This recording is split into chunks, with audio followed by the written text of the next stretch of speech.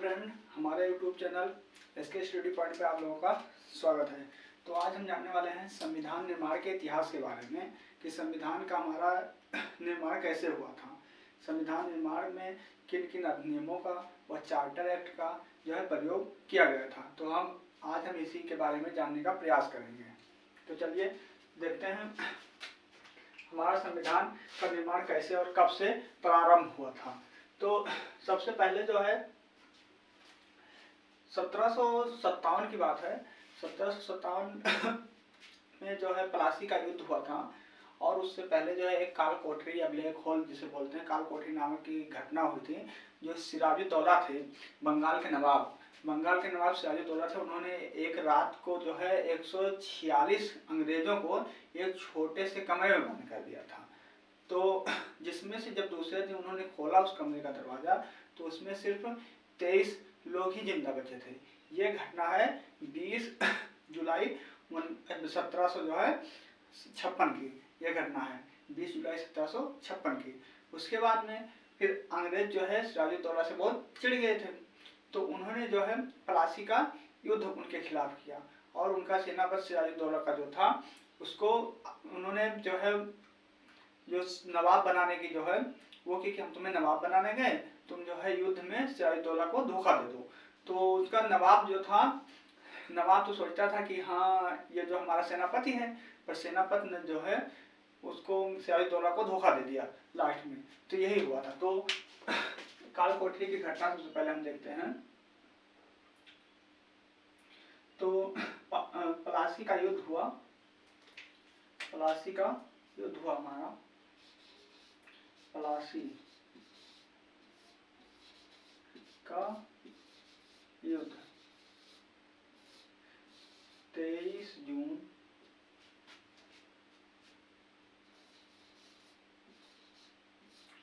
1757। 23 जून 1757 को जो है जब प्लासी का युद्ध हुआ था तो इसी के द्वारा यहाँ पर ब्रिटिश जो था उसने अपना सत्ता जो है भारत में जमाना शुरू किया था। अब प्लासी का युद्ध किसके किसके मध्य हुआ था? तो प्लासी का युद्ध हुआ था जो है सिराजुद्दौला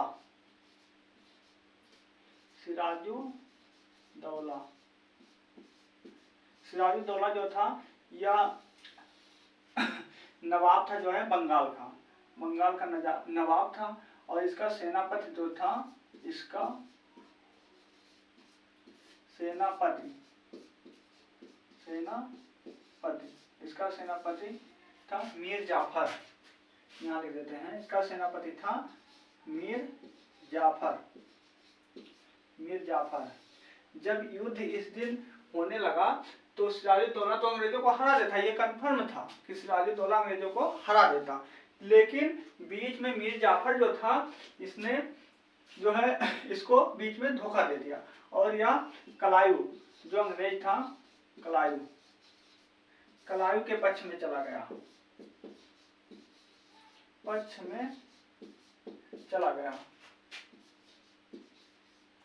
जब कलायू के पक्ष में सेनापति चला गया तो सिराजुद्दौला अकेला पड़ गया और वह युद्ध में हार जाता है। तो कलायू ने शर्त क्या रखी थी मीर जाफर से कि तुम हमारा सहायता दो, हम तुम्हें जो है बंगाल का नवाब बना देंगे।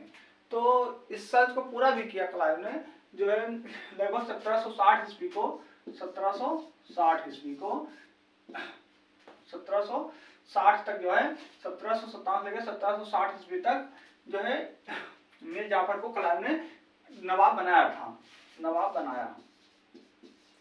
1757 से 1760 ईस्वी तक जब सिराजुद्दौला मारा गया उसके बाद से मीर जाफर को कलायू ने जो है बंगाल का नवाब बना दिया। अब इसके बाद क्या हुआ, इसका मीर जाफर का जो दामाद था, मीर कासिम था। तो मीर कासिम को जो है इन लोगों ने क्या किया, चाल चला उसके बाद और इसको मीर जाफर को हटाकर और 1760 ईस्वी में मीर जाफर को हटाकर 1760 ईस्वी में मीर कासिम को बना दिया। मीर कासिम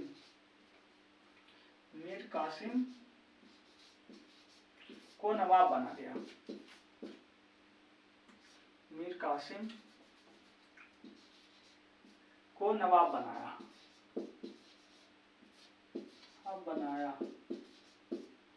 अब जब मीर कासिम नवाब बन गया तो ये कुछ चीज तो जो था अंग्रेजों को कहने पर करता था, उसके बाद वो अपने मर्जी से करने लगा। जब देखा कि हमारा अस्तित्व धीरे धीरे अंग्रेज खत्म करते जा रहे हैं तो वह अपने अनुसार काम करने लगा। जब ये अपने अनुसार काम करने लगा तो अंग्रेज इससे जो है नफरत करने लगे। जब अंग्रेज इससे नफरत करने लगे तो इन्होंने कहा अब इसको हटाओ और इससे सत्ता लेना चाहा। जब इससे सत्ता लेना चाहा तो उसके बाद में बक्सर का युद्ध होता है। बक्सर का युद्ध होता है 1764 ईस्वी में। 1764 ईस्वी में बक्सर का युद्ध होता है। बक्सर का युद्ध होता है। यह बक्सर का युद्ध हुआ था 21 अक्टूबर 1764 को। 21 अक्टूबर या 22 अक्टूबर में मिलता है, 21-22 अक्टूबर हम लिख दे रहे हैं। 21 अक्टूबर 21 अक्टूबर 1764 को बक्सर का युद्ध हुआ था। और बक्सर का युद्ध किसके मध्य हुआ था? तो बक्सर का युद्ध हुआ था, अंग्रेज का सेनापति उस समय हो गया था हेक्टर मुनरो। बक्सर का युद्ध हुआ था हेक्टर मुनरो। बक्सर का युद्ध हेक्टर मुनरो अंग्रेजों की तरफ से था। और उसके बाद में बंगाल का नवाब बंगाल का नवाब कौन था? तो बंगाल का नवाब था मीर कासिम। बंगाल का नवाब मीर कासिम था। और इसकी तरफ से अवध का नवाब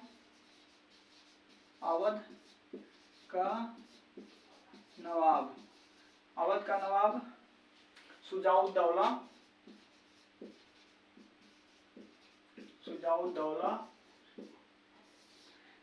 इसी के साथ में थे। बंगाल के नवाब मीर कासिम के साथ में जो है अवध के नवाब सुजाउद्दौला थे। और इन्हीं के साथ में जो है मुगल बादशाह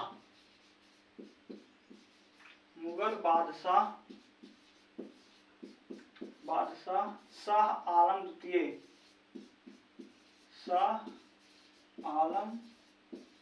सेकंड थे।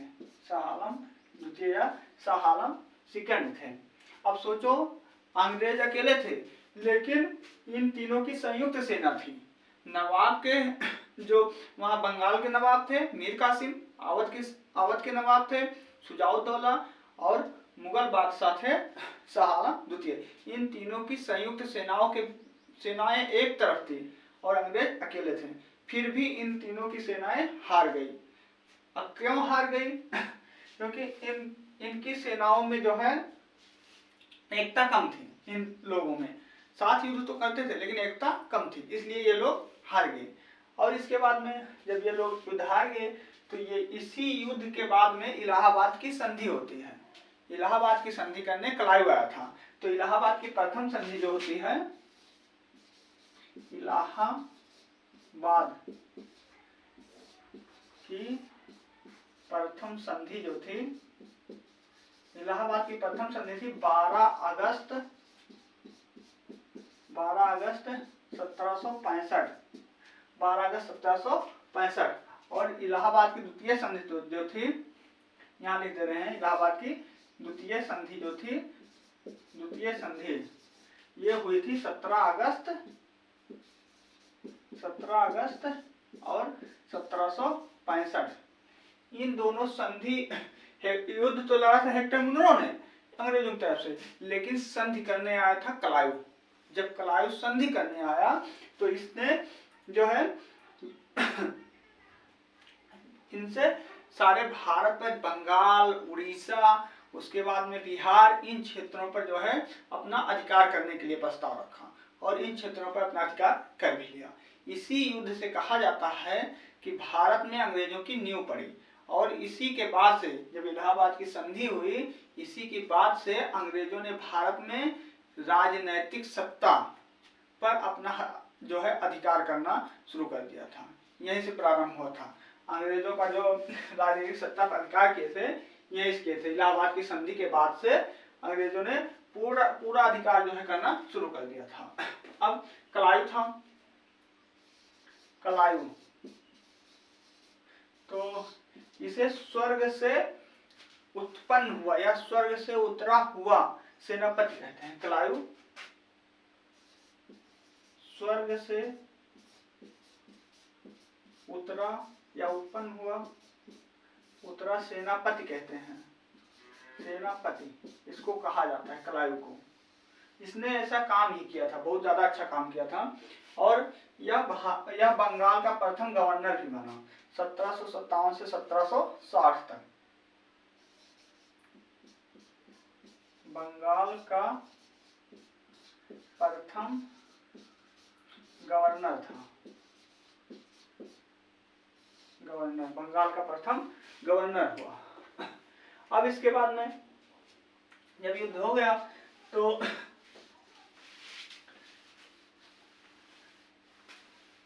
आगे शुरू होता है। इन्होंने जब 1773 ईस्वी का रेगुलेटिंग एक्ट आया था, 1773 ईस्वी का रेगुलेटिंग एक्ट आया था, तो इसके द्वारा वारेन हेस्टिंग को बंगाल का प्रथम गवर्नर जनरल बनाया गया था। और यह कलायु जो था यह तो बंगाल का गवर्नर था, लेकिन अगर बंगाल का प्रथम गवर्नर जनरल पूछा जाएगा तो वारेन हेस्टिंग होगा। तो अब हम देखते हैं रेगुलेटिंग एक्ट 1773।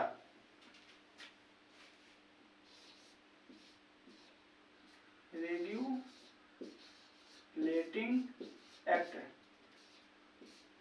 रेगुलेटिंग एक्ट 1773 ईस्वी का। तो इसके द्वारा बंगाल का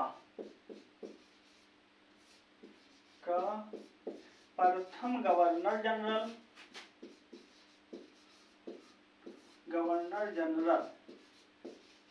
प्रथम गवर्नर जनरल वारेन हेस्टिंग्स बनता है। वारेन हेस्टिंग्स बना, वारेन हेस्टिंग्स बना, बंगाल प्रथम गवर्नर वारेन हेस्टिंग्स बना। ठीक। अब बंगाल में जो है पहले गवर्नर होता था, तो गवर्नर के पद को हटाकर गवर्नर जनरल कर दिया गया 1773 के रेगुलेटिंग एक्ट के द्वारा। अब 1773 के रेगुलेटिंग एक्ट के द्वारा ही 1773 के रेगुलेटिंग एक्ट के द्वारा ही इसी के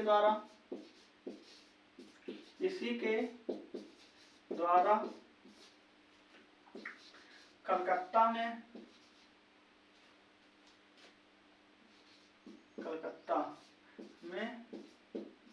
प्रथम सुप्रीम कोर्ट या प्रथम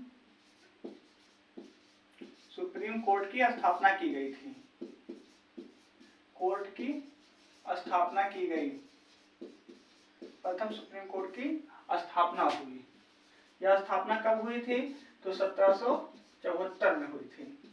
यह स्थापना, प्रथम सुप्रीम कोर्ट की स्थापना कलकत्ता में 1774 को हुई थी, लेकिन 1773 के रेगुलेटिंग एक्ट के द्वारा ही की गई थी। स्थापना तो 1774 में हुई थी, लेकिन इसकी स्थापना 1773 के रेगुलेटिंग एक्ट के द्वारा ही की गई थी। अब आगे इसमें एक मुख्य न्यायाधीश थे और 3 अन्य न्यायाधीश थे। तो इसके मुख्य न्यायाधीश थे एलिजाह इम्पे। मुख्य न्यायाधीश थे एलिजाह इम्पे और 3 अन्य न्यायाधीश थे। इसमें 3 अन्य न्यायाधीश भी थे, जिसका नाम था हाइड, चैम्बर्स और लिमेस्टर। 3 अन्य न्यायाधीश हैं, उनके नाम नहीं लिख रहे हैं, फिर भी बता दे रहे हैं। हाइड, लिमेस्टर और चैम्बर्स, 3 अन्य न्यायाधीश भी थे। अब यहाँ से 1773 का रेगुलेटिंग एक्ट चल रहा है।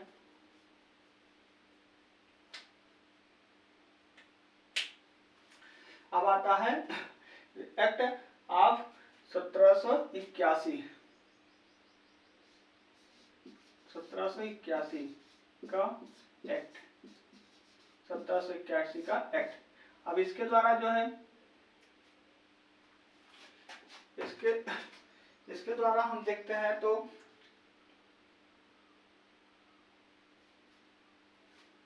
इसमें जो 1773 का रेगुलेटिंग एक्ट के द्वारा 1774 में स्थापना की गई थी सुप्रीम कोर्ट में, यह सिर्फ कलकत्ता के लिए ही कानून पारित कर रहा था।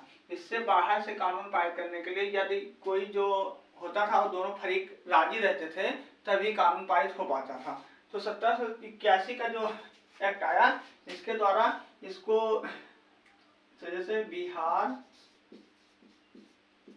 उड़ीसा व अन्य प्रांतों के लिए भी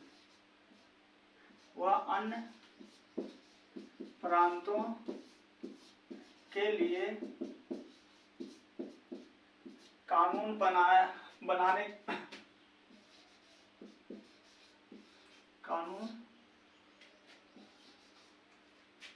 बनाया गया। इसके द्वारा जो है बिहार, उड़ीसा व अन्य प्रांतों के लिए भी 1781 के एक्ट के द्वारा कानून बनाने का अधिकार दिया गया था। अब हम आगे और देखेंगे 1813 का आज्ञा पत्र। 1813 का चार्टर अधिनियम। 1813 का चार्टर अधिनियम।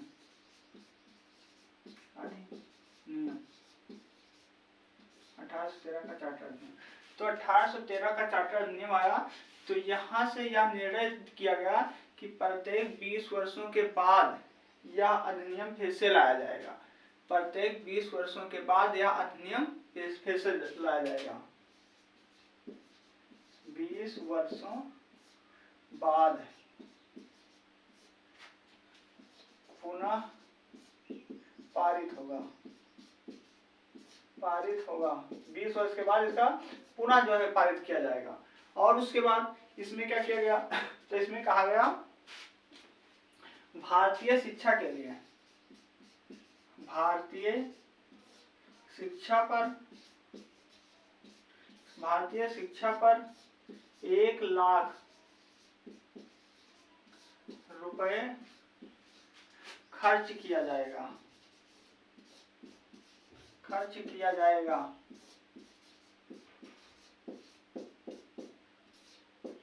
यहीं से जो 1 लाख रुपए दिया गया था, यहीं से प्राच्यवाद और पाश्चात्यवाद का जन्म हुआ।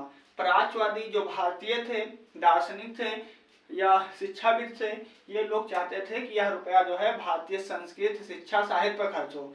जबकि प्राच्यवादी जो थे वह चाहते थे कि यह जो 1 लाख रुपया दिया गया शिक्षा पर खर्च करने के लिए, या यूरोपीय साहित्य पर खर्च किया जाए, अर्थात अंग्रेजी पर खर्च किया जाए। तो यहीं से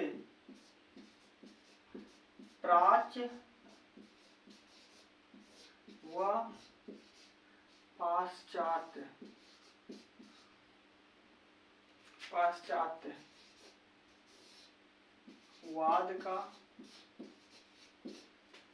का उदय हुआ। 1813 के द्वारा आया हुआ था। 1813 के द्वारा ये हुआ। उसके बाद में जो ईसाई मिशनरी होते थे, भारत में व्यापार करने आते थे, इससे पहले इनको व्यापार करने की अनुमति भारत में नहीं थी। तो इसी के द्वारा ईसाई मिशनरियों को भारत में व्यापार करने की अनुमति मिली। ईसाई मिशनरियों को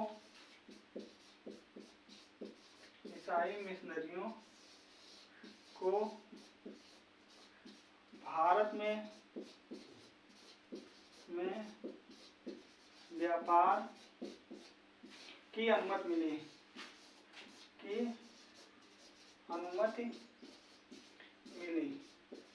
यहीं से ईसाई मिशनरियों को भारत में व्यापार करने की अनुमति दी गई थी।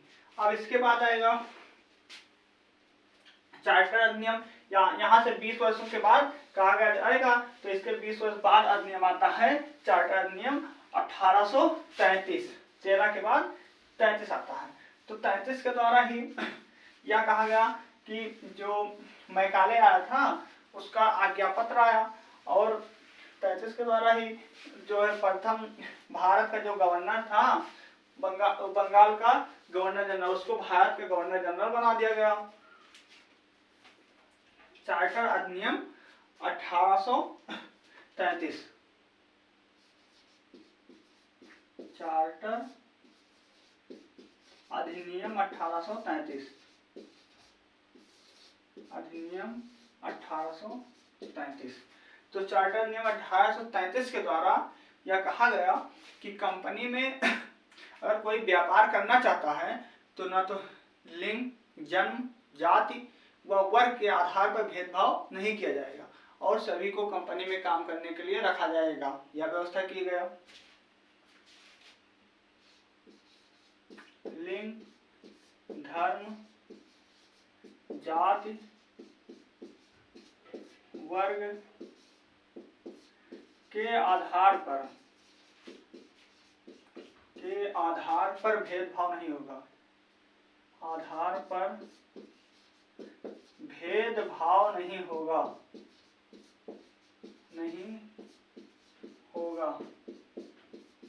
भेदभाव नहीं होगा।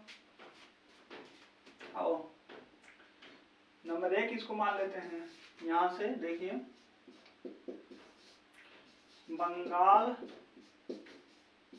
के गवर्नर जनरल को, बंगाल के गवर्नर जनरल को भारत का गवर्नर जनरल बनाया गया, भारत का गवर्नर जनरल बनाया गया,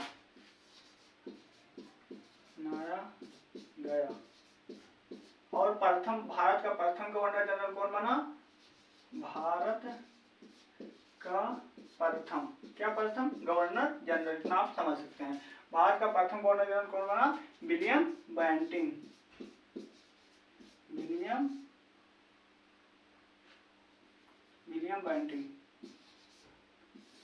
बेंटिंग बना। यह बंगाल का अंतिम गवर्नर जनरल था। विलियम बेंटिंग बंगाल का अंतिम गवर्नर जनरल था, जबकि भारत का प्रथम गवर्नर जनरल था। बंगाल का अंतिम गवर्नर जनरल और भारत का प्रथम गवर्नर जनरल विलियम बेंटिंग हुआ।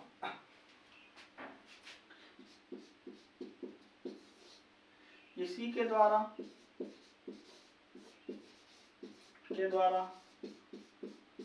मैकाले ने 1834 में प्रथम विधि आयोग का गठन किया, प्रथम विधि आयोग का गठन किया, मैकाले ने किया था। प्रथम विधि आयोग का गठन किसने किया था? तो प्रथम विधि आयोग गठन भारत में मैकाले द्वारा किया गया था। अब और आगे हम देखते हैं, मैकाले का आज्ञा पत्र कब आया था? तो मैकाले का आज्ञा पत्र लिख देते हैं। मैकाले का आज्ञा पत्र कब आया था? तो 2 फरवरी 1835 को आया, 1835 को आया। जब 1835 को आया तो इसने जो है, आपको पता होगा कि इसने अंग्रेजी शिक्षा की सिफारिश भारत में किया था, और इसने ही कहा था, मैकाले ने ही, कि शिक्षा जो है भारत में उच्च वर्ग को दिया जाए और शिक्षा उच्च वर्ग से जो है छनकर निम्न वर्ग तक पहुंचे। यह इसका विचार बहुत गलत था। अब इसके बाद 1833 के बाद 20 वर्षों के बाद फिर आता है 1853 का आज्ञा पत्र। 1853 का चार्टर अधिनियम, 1853 का चार्टर अधिनियम। इसके बाद आता है 1853 का चार्टर अधिनियम। तो 1853 के चार्टर अधिनियम के द्वारा, अब इसके पहले किसी भी व्यक्ति को किसी पद पर रखने के लिए जो है उसको वैसे नाम के आधार पर रख लिया जाता, लेकिन यहाँ पर परीक्षाओं की व्यवस्था की गई, और इसके द्वारा कंपनी के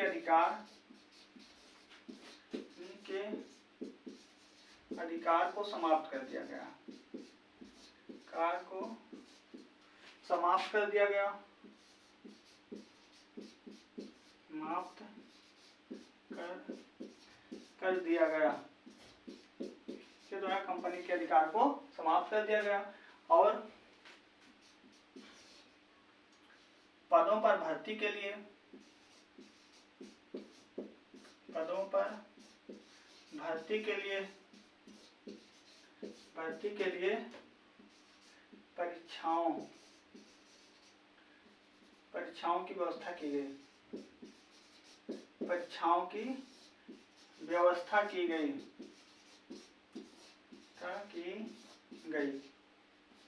व्यवस्था की गई। और इसी के द्वारा जो है 1833 के अधिनियम के द्वारा दास प्रथा का अंत किया गया था, पर यह लागू हुआ था 1843 से। 1843 में देते हैं, दास प्रथा का अंत जो है 1833 के अधिनियम के द्वारा किया गया था, पर अंत हुआ था, लिख देते हैं, पर अंत हुआ था 1843 एलन था में दास प्रथा का अंत, दास प्रथा का अंत हुआ। दास प्रथा का अंत 1843 में किया गया। अब हम इसके आगे देखेंगे 1857 की क्रांति होती है। उसके बाद में अंग्रेज बहुत ज्यादा परेशान हो जाते हैं। जब 1857 क्रांति होती है तो उन्होंने सोचा कि अब कुछ अलग किया जाए। तो यहाँ पर 1857 क्रांति के बाद 1 नवंबर 1858 को यहाँ भारत का जो है अंतिम गवर्नर जनरल था 1858 का एक्ट, 1858 का एक्ट याद नहीं। जब 1857 की क्रांति होती है तो भारतीयों द्वारा अंग्रेजों का बहुत तेज से विरोध किया जाता है। जब विरोध किया जाता है तो यह खबर ब्रिटेन तक पहुंचती है। तो ब्रिटेन की महारानी ने भारत में अंग्रेजों की तरफ से, जो यहाँ के गवर्नर जनरल थे भारतीय, लॉर्ड कैनिंग थे उस समय में, तो उनको एक पत्र लिखा गया। और यह पत्र जो है कैनिंग पढ़ता है इलाहाबाद में 1 नवंबर 1858 को, 1858। इसके द्वारा भारत का शासन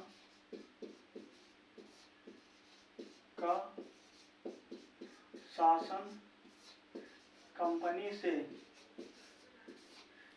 से सीधे ब्रिटेन क्राउन को सौंपा गया। कंपनी से सीधे ब्रिटिश क्राउन को सौंपा गया,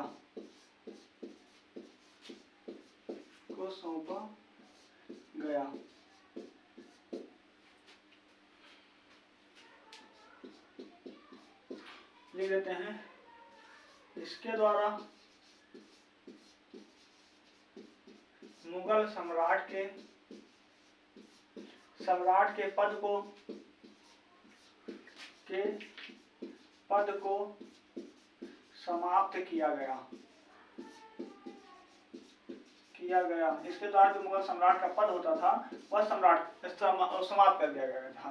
1857 की क्रांति में भाग लेने के कारण अंतिम मुगल सम्राट जो थे बहादुर शाह जफर या बहादुर शाह द्वितीय उन्हें कहा जाता है, तो उन्होंने 1857 क्रांति में भाग लिया था।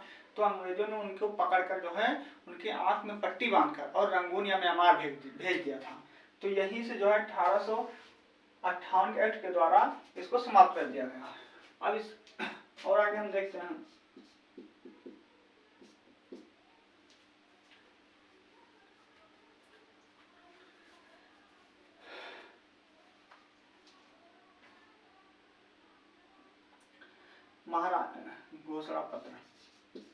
घोषणा पत्र कैनिंग ने घोषणा पत्र को कैनिंग ने 1 नवंबर 1 नवंबर 1858 को, यह क्वेश्चन कई बार पूछा गया है, 1858 को इलाहाबाद में पढ़ा, इलाहाबाद में पढ़ा, ये क्वेश्चन कई बार पूछा गया है, यहाँ से याद रखना है, यहाँ से यह क्वेश्चन कई बार जो है परीक्षाओं में पूछा जा चुका है, करनी पड़ता है। और इसी के द्वारा जो है गवर्नर जनरल के पद को समाप्त कर, जनरल के पद को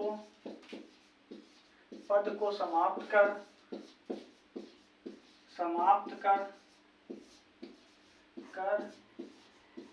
वायसराय किया गया,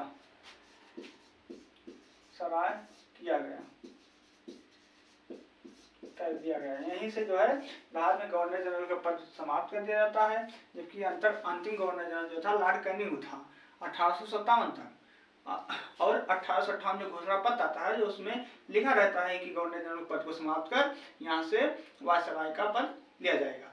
तो अंतिम जो था वैसे उसी को प्रथम बना दिया जाता था इसमें, तो लॉर्ड कैनिंग को प्रथम वायसराय भारत का बना दिया गया। हमारा एक्ट है 1861 का, 1861 हमारा एक्ट है। हम आगे देखेंगे 1861 का एक्ट।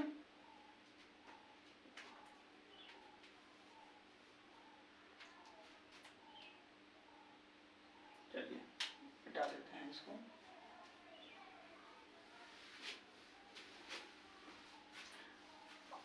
1861 के एक्ट में कोई बहुत खास चीज नहीं है हमारे समझ से।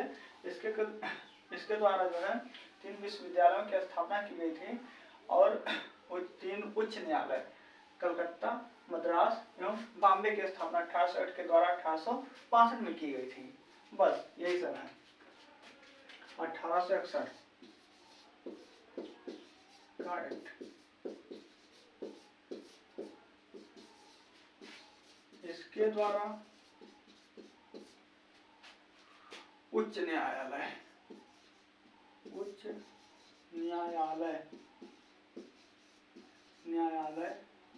की स्थापना, उच्च न्यायालय की स्थापना कोलकाता हम लिख देते हैं, कोलकाता में हुई थी, बम्बई और मद्रास में मद्रास में हुई। 1861 के अधिनियम के द्वारा 1862 में की गई थी, 1862 में लिख देते हैं, 1862 में हुई थी।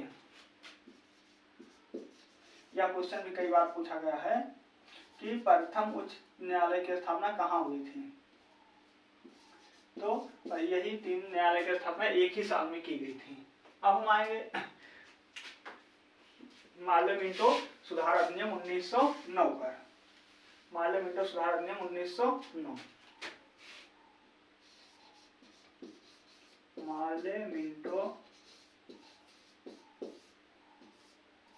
सुधार अधिनियम, मार्ले मिंटो सुधार 1909। इसको सांप्रदायिक निर्वाचन भी कहा जाता है। यहाँ से सांप्रदायिक निर्वाचन का प्रारंभ होता था। इससे सांप्रदायिक निर्वाचन का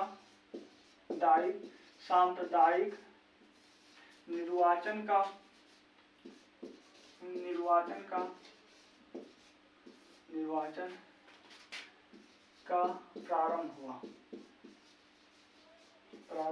हुआ।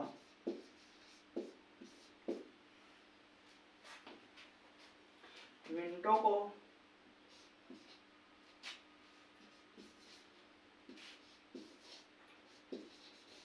को सांप्रदायिक निर्वाचन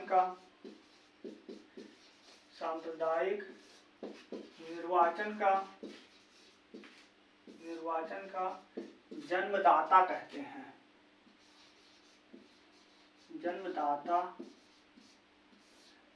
हैं।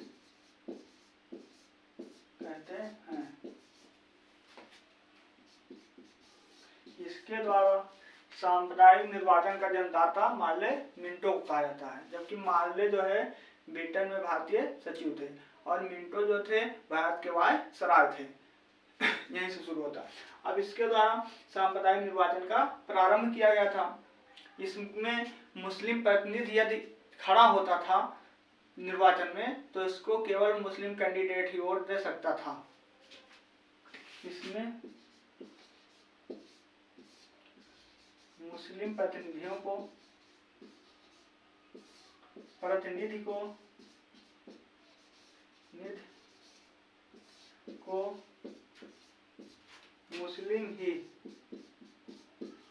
मुस्लिम ही वोट करता था। मुस्लिम ही वोट करता था। तो सामुदायिक निर्वाचन बहुत गलत किया गया था ये। यहाँ से जो है नहीं तो हमारे भारत का और एक आध टुकड़ों में विभाजन हो जाता, वो तो आगे चलकर जो है गांधी जी ने कुछ ऐसा काम किया जिससे बच गया था। अब हम चलते हैं 1919 का अधिनियम, अच्छा चेम्सफोर्ड सुधार अधिनियम। 1919 का चेम्सफोर्ड सुधार अधिनियम पर हम चलते हैं। 1919 का चेम्सफोर्ड सुधार अधिनियम, 1919 चेम्सफोर्ड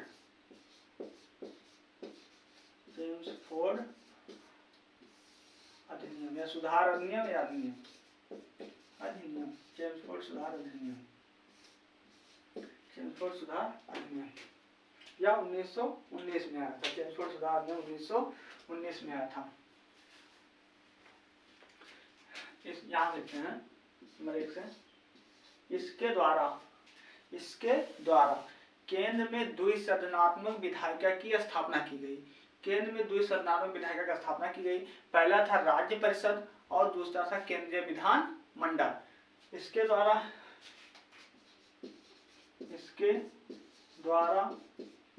द्विसदनात्मक केंद्र में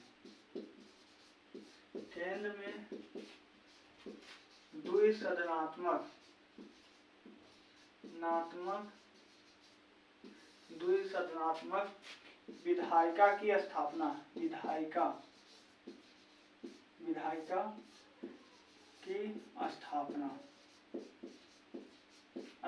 हुई। इसके द्वारा केंद्र में द्विसदनात्मक विधायिका की स्थापना हुई। और पहला था इसमें राज्य परिषद और दूसरा था इसमें केंद्रीय विधानमंडल, केंद्रीय विधानसभा, केंद्रीय विधानसभा। नंबर 2 यहाँ शुरू करते हैं। इसके द्वारा प्रांतों में द्वैध शासन प्रणाली की स्थापना की गई। प्रांतों में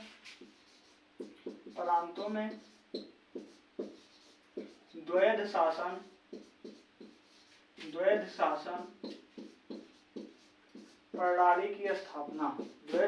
प्रणाली की स्थापना हुई। इसके द्वारा प्रांतों में द्वैध शासन प्रणाली की स्थापना की गई। और इसी के द्वारा 1923 और 24 में ली आयोग का गठन किया गया था।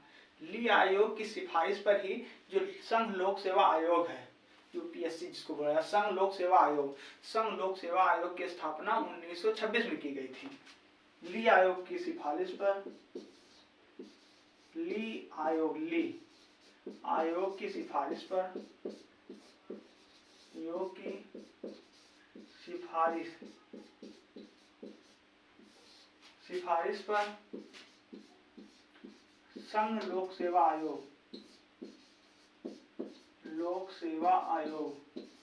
संघ लोक सेवा आयोग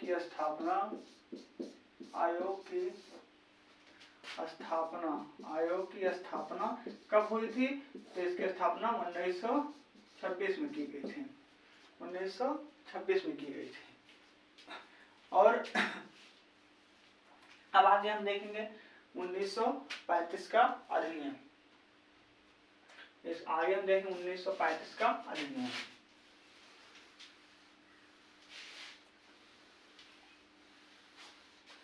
1935 का अधिनियम, 1935 ईस्वी का अधिनियम। का अधिनियम। तो इसमें महत्वपूर्ण या सबसे महत्वपूर्ण यही है, 1919 का चेम्सफोर्ड सुधार अधिनियम और 1935 का अधिनियम। सबसे ज्यादा महत्वपूर्ण यही दोनों हैं, और उसमें भी सबसे ज्यादा महत्वपूर्ण 1935 का अधिनियम है। देखते हैं इसके द्वारा जो 1919 में प्रांतों में द्वैध शासन प्रणाली प्रारंभ की गई थी, अभी हम देखे, उसको इसमें समाप्त कर दिया गया, और 1935 के अधिनियम के द्वारा केंद्र में द्वैध शासन प्रणाली की स्थापना। प्रांतों में की द्वैध शासन प्रणाली, इसमें प्रांतों की द्वैध शासन प्रणाली खत्म कर दी गई, खत्म करके केंद्र में स्थापना की गई, केंद्र में स्थापना की गई, केंद्र में स्थापना हुई, स्थापना 1919 में प्रांतों में द्वैध शासन प्रणाली की स्थापना की गई थी, लेकिन इसके द्वारा प्रांतों में द्वैध शासन प्रणाली का अंत करके केंद्र में द्वैध शासन प्रणाली की स्थापना की गई। और इसमें प्रस्तावना का अभाव था, इसमें प्रस्तावना का अभाव था, इसमें प्रस्तावना नहीं थी, अभाव था। उसके बाद में इसमें प्रस्तावना का प्रयोग नहीं किया गया था, इसमें प्रस्तावना थी ही नहीं।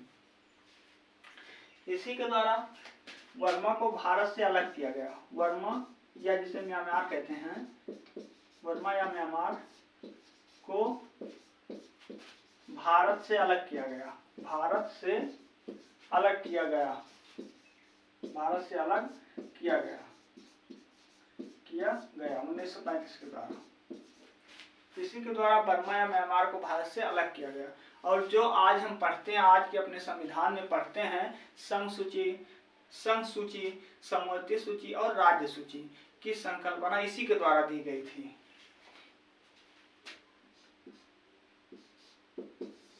संघ, राज्य व समवर्ती, संघ, राज्य व समवर्ती सूची की अवधारणा इसी के द्वारा दी गई, संघ, राज्य व समवर्ती सूची की अवधारणा इसी के द्वारा दी गई थी। और यह साइमन कमीशन की रिपोर्ट के आधार पर बनाया गया था, साइमन कमीशन पर आधारित था,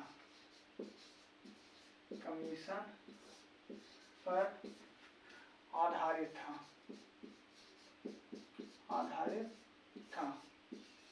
जैसे साइमन कमीशन का गठन हुआ था 8 नवंबर 1947, साइमन कमीशन का गठन हुआ था 8 नवंबर 1927 को, 8 नवंबर 1927 को साइमन कमीशन का गठन किया गया। और यह 3 फरवरी 1928 को भारत पहुंचा। जब भारत पहुंचा तो इसमें 7 सदस्य थे, 7 अंग्रेज थे। तो भारत में इसका घोर विरोध होने लगा। जब भारत में घोर विरोध होने लगा तो लाला लाजपत राय थे, वो गरम दल के नेता थे, उन्होंने लाहौर में इसका विरोध कर रहे थे। वो जब लाहौर में विरोध कर रहे थे 31 अक्टूबर 1928 को विरोध करते समय सैंडर्स की लाठी के द्वारा वो मारे गए थे। 31 अक्टूबर को सैंडर्स की लाठी के द्वारा वो मारे गए थे लाहौर में, और 17 नवंबर को उनकी मृत्यु हो गई। 17 नवंबर को उनकी मृत्यु हो गई लाला लाजपत राय की। तो 17 दिसंबर 1928 को, ठीक एक महीने, उनकी मृत्यु के ठीक एक महीने बाद, जब भगत सिंह ने अपने साथियों के द्वारा सैंडर्स को गोली मार दी थी। और इसी के कारण भगत सिंह को 23 मार्च 1931 को भगत सिंह, सुखदेव और राजगुरु को फांसी दी गई। तो 23 मार्च 1931 को शहीद दिवस मनाया जाता है। आगे देखते हैं।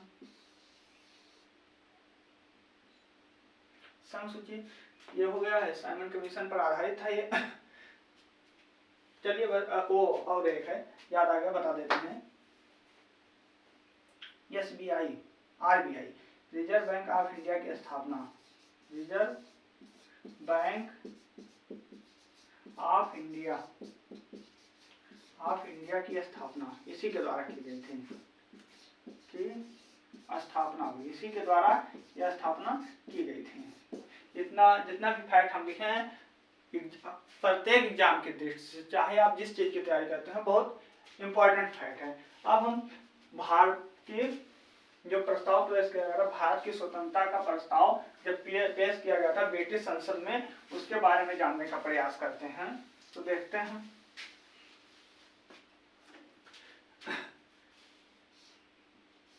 4 जुलाई 1947 को ब्रिटिश संसद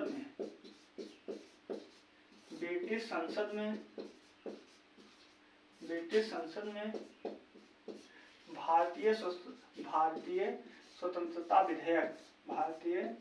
स्वतंत्रता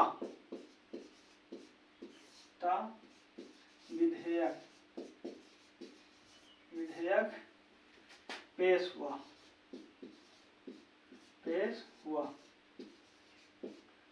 18 जुलाई 1947 को 18 जुलाई 1947 को स्वीकार किया गया, स्वीकार हुआ। जब यह स्वीकार हो गया तो कैबिनेट मिशन भारत आया था। कैबिनेट मिशन के द्वारा संविधान सभा का गठन किया गया था। चलिए अब आज हम यहीं पर समाप्त करते हैं। कल से हम कैबिनेट मिशन के गठन से शुरुआत करेंगे और पूरा संविधान डिटेल से पढ़ने का प्रयास करेंगे। तो अगर आपको हमारा वीडियो पसंद आया है तो सब्सक्राइब करें चैनल को और वीडियो को लाइक करना न भूलें। धन्यवाद।